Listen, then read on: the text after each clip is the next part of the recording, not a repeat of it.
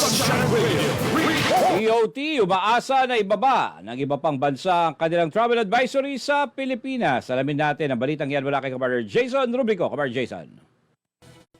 Mula avoid non-essential travel, ibinaba ng gobyerno ng Canada ang kanilang travel advisory sa Davao City at Siargao sa exercise a high degree of caution ayon sa Canadian Embassy. Ikinatuwa ng Department of Tourism ang naging hakbang ng Canada. Sabi ni Tourism Secretary Cristina Garcia Frasco na magsilbi ng inspirasyon at paalala ito sa mga iba pang bansa na kailangan din nilang i-update ang kanilang travel advisory laban sa Pilipinas. And we're hopeful that this downgrading by the Canadian government of its travel advisory against the Philippines will serve as an inspiration and a reminder to other governments that the travel advisories against our country need to be updated to present-day facts. That is, that the Philippines is safe and secure, and that Filipinos are more than ready to welcome tourists into our shore. Ang bansang Canada ay isa sa mga top source market ng Pilipinas pagdating sa mga turista kasabay ng South Korea, Estados Unidos, Japan, Australia at China. Sa ngayon, Ani Frasco, nagpapatuloy ang kanilang pagsasanay ng mga tourist police at nakapag-deploy na ng higit 7,000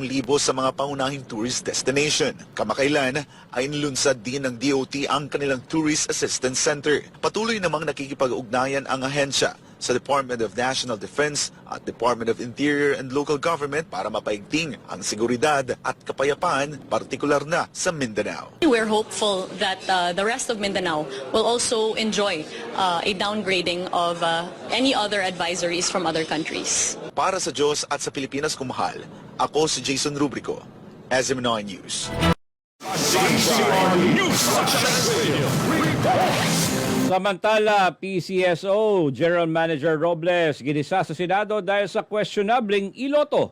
Alamin natin ang detaling yan mula kay Kabar Troy Gomez. Kabar Troy.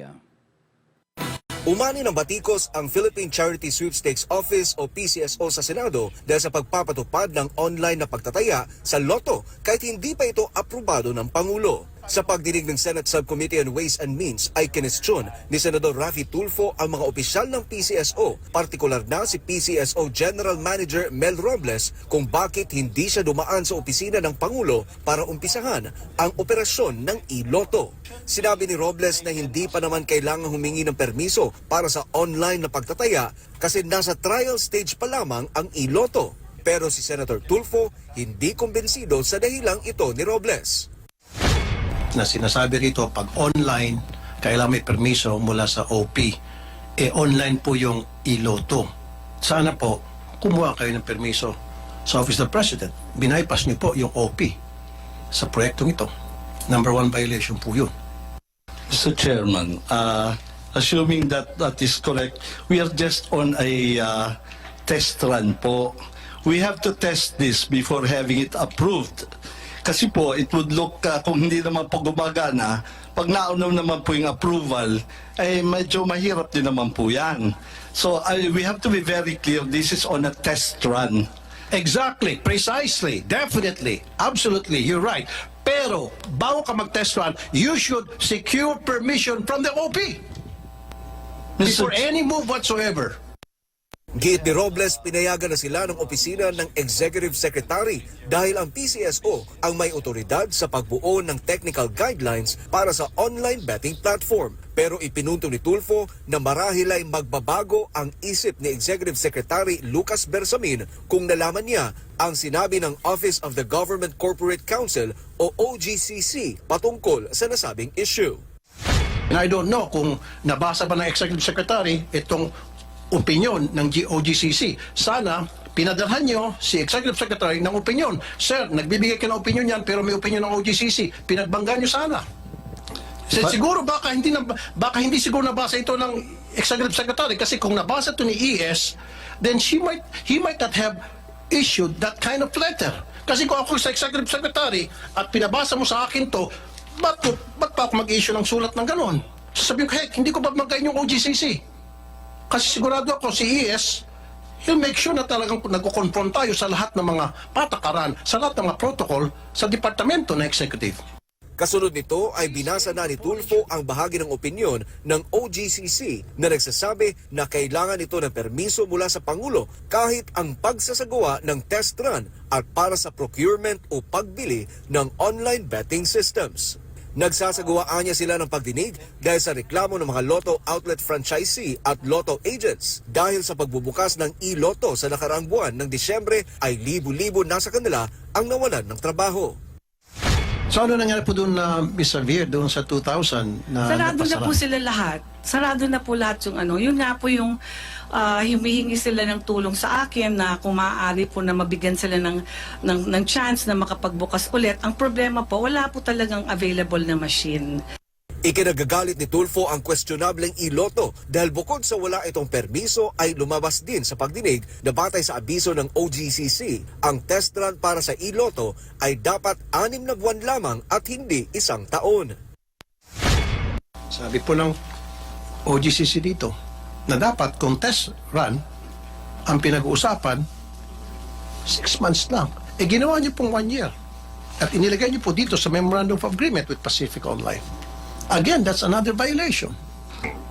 Your Honor, as you have said, we are in the best position as the same opinion cited. And ito naman po ay is from the experience of the collective memory, the institutional memory of PCSO.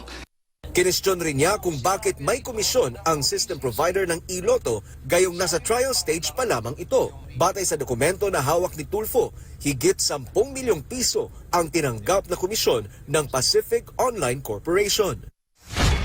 These game proponents should not receive any commission at all the sale and marketing of the online game tickets during the experimental test run of such games consistent with the objective of a mere test run except for recovery of actual reasonable cost.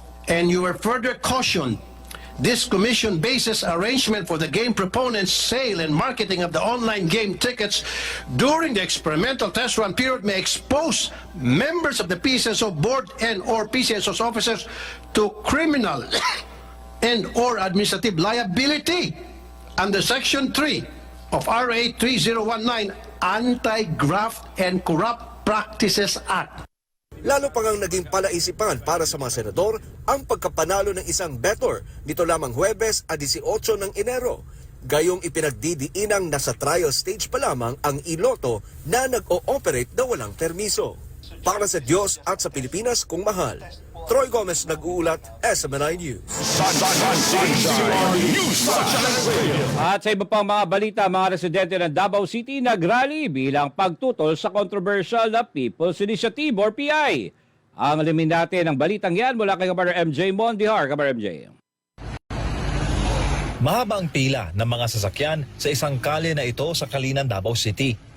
Sasakay dito ang mga Davaoenyo na sasama sa pagkilos para maipaabot ang kanilang mensahe sa mga nakaupo sa kapangyarihan na sila mga taga Davao ay hindi na bibili ng pera. Namong Davao, not for sale din na siya. Alam mga Davaoenyo, not for sale. Isang karavan ang ginawa ng mga volunteer mula Kalinan papuntang Rizal Park sa downtown ng Davao. Bit-bit ang kanilang mga sasakyan, mga naglalakihang bus at mga motorsiklo, lahat nagkakaisa para tutulan ang tinatawag nilang pailalim na People's Initiative para amyendahan ang 1987 Constitution. Kinundin na nila ang pag-aalok ng pera o ayuda kapalit ng perma para sa tsa-tsa. Kaya pagdating sa Rizal Park, ito na ang naging eksena.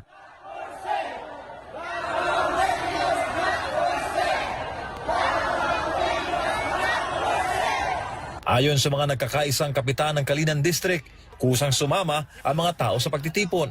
Mao na sir nga nibarog mi mga taga Kalinan District mao ni ang tinuod nga People's Initiative nilihok mi og lakang pinaagi sa mga mugbong mga tao, mga yanong lumulupyo. Pati mga IP community sa Davao City sumama rin para igiit ang kanilang pagtutol sa ginagawa ng ilang mga politiko. Voluntary sila nagpunta dito sapagkat alam nila ang Davaoenyos, iba ang Davaoenyos kahit nakatira kami sa Book ID, ang Kalinan District, more na nasa sa Book ID.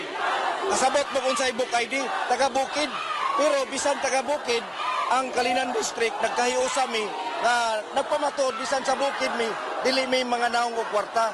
Tiniyak naman ng mga kapitan sa Kalinan na hindi sila tatanggap ng pera kapalit ng tiyatsa.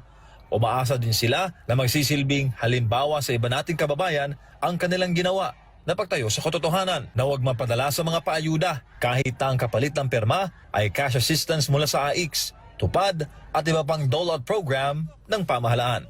Sagpa na ko sila ng AX. Pila? 3,000 AX? Tagpaon ko sila 10,000.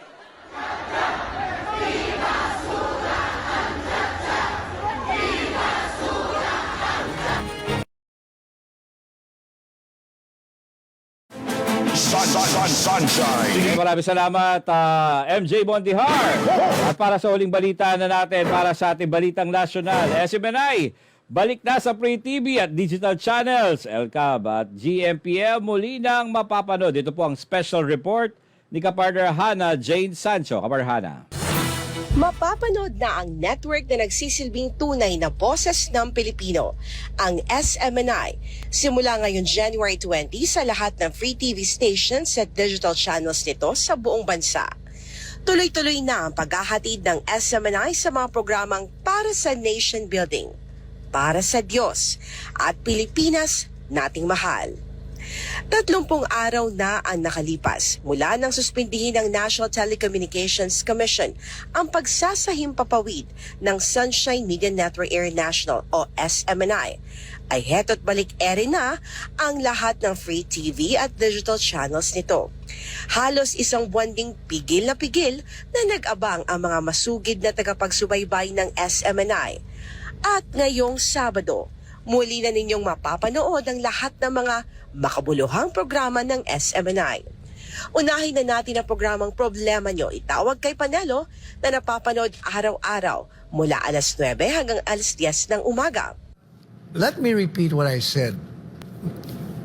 The freedom of speech and the freedom of the press, ito pong mga kalayaan na ito ay sacrosanct, inviolable. Nobody, not this government, not any agency of this government, can diminish, destroy, or stop the exercise of these rights and freedom guaranteed by the Constitution.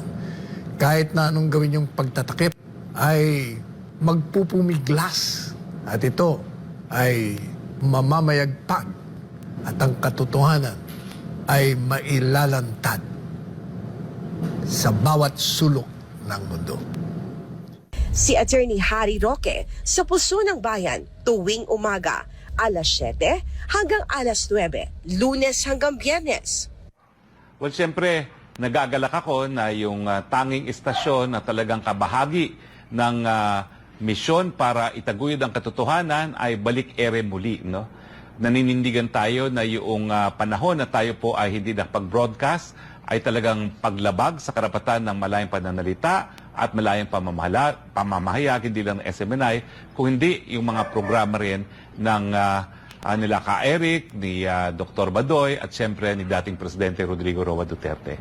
Asahan niyo po na kahit pilitin nilang supilin ng SMNI, hindi po tayo magpapasupil kahit kanino lang because we are only answerable to God and our country, para sa Diyos at sa bayan. Naramdaman ng SMNI ang panunupil, lalo po tayong maninindigan sa katotohanan. Dahil alam natin sa mga panahon ngayon po talaga ang dapat manindigan para sa katotohanan at para sa demokrasya. Sigurado po at malinaw sa pag-iisip ng lahat ngayon, lalong-lalo na sa aming mga taga-SMNI na meron pong banta sa demokrasya, asahan niyo po, mas maninindigan pa kami para sa ating mga karapatan. Well, itong panunupil naman sa SMNI ay nabigay rin ng pagkakataon para mag-isip ng mga pamamaraan para mas lalo pang mas mabuti ang ating mga programa. So asahan niyo po, a revitalized, a stronger, but ever-fighting SMNI. Pinoy Legal Minds tuwing Sabado, alas 6:30 ng umaga, kasama si Attorney Mark Tolentino. Of course, we will improve kung ano yung dapat i-improve, anong dapat pagandahin natin for the interest of public service. Yun ang maasahan po ng taong bayan. And lahat ng mga followers ng SMNI. Kasabay ng pagbabalik operasyon ng SMNI TV ay ang muling pagsasahimpapawid ng SMNI radio station sa buong bansa. Ang inaabangan ng programa ni Attorney Rolex Sublico sa DZAR, SMNI Radio, ang itanong mo kay Panyero ay muli nang mapapakinggan tuwing Martes at Huwebes, alas 10 hanggang alas 11:30 ng umaga. Ako po yung natutuwa na babalik ng SMNI at ang entire programs sa loob nito. Ito ay buong network at naniniwala ako na meron ding silver lining, no? In the midst of darkness. So dumaan tayo sa 30 days na binusalan tayo. This time, nandyan na tayo at tayo po'y bit-bit ang katotohanan. Yan ang katotohanan. At alam ko po na hinihintay tayo ng taong bayan dahil ang SMNI ay iba sa lahat. Ang SMNI ay nagbit-bit ng katotohanan. Balik-ere na rin sa SMNI TV ang programang Laban Kasama ang Bayan matapos ang 28 days suspension na ipinataw naman ng Movie and Television's Review and Classification Board o MTRCB. Meron akong gustong hindi pakalimot sa ating mga kababayan. At yun ay dahil sa isang tanong, no? Isang tanong na karapatan ng bawat Pilipinong tanungin ay nasuspend ang malayang pamamahayag ng SMNI at ng Laban Kasama ang Bayan. At dahil sa tanong na ito, no, ano ba, totoo po ba na ang Office of the Speaker, ang travel expenses niya ay 1.8 billion? Dahil sa tanong na ito, naranasan ko first hand ang panggigipit ng administrasyon na ito. Dahil dito, kami ni Ka Eric, ay na-illegally detained for 7 days. So, dito sa tanong na ito, anong masasabi ko sa pagbabalik ng SMNI? Ang nararamdaman ko sa totoo lang ay lungkot. Hindi dapat ito nangyayari sa isang totoong demokrasya. Hindi dapat nangyayari ang panggigipit at pangbubusal sa isang malayang demokrasya. Pero nangyari ito. Huwag natin itong kakalimutan. Ang kagipitan po na pinagdaanan ng SMNI ay simbolo po ng kanyang paghamon na sinusuong sa gitna po ng unos ng mga pagsubok sa politikang marumi at nagiging sanhi ng pagkakawatak-watak ng ating mamamayan dahil lamang po sa vested interest ng ilang mga nasa poder at nagagamit din ito ng totoong mga kalaban ng mga mamamayan na nagwawasak ng ating bayan. Ang CPP, NPA, NDF na gumagamit po ng tinatawag nating infiltration sa loob ng gobyerno kung kaya na pagwawatak-watak nila at na pag-aaway-away ang mga political leaders natin at sa dahilang ganyan ay naging biktima po ang SMNI ng maruming laro sa politika ng mga gustong magkamkam ng kapangyarihan at umabuso sa poder. Yan po ang kinalaban ng SMNI, ang pagtatanggol ng kapayapaan at demokrasya laban sa mapangwasak na kilusan ng CPP, NPA, NDF na pumapatay at sumisira sa ating mga kabataan, mamamayan at buong bayan sa loob ng mahigit kalahating siglo.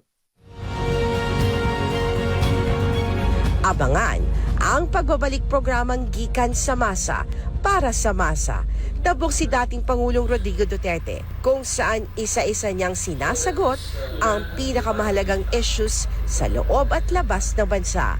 At syempre, hindi makukumpleto ang pagbabalik ere ng SMNI kung hindi mapapanood ang pinakaabangang mga programa ng hinirang na anak ng Diyos, Pastor Apollo Siquibuloy, tulad ng Powerline, Gospel of the Kingdom, Give Us This Day, South Subversion, ACQ Classics at Spotlight.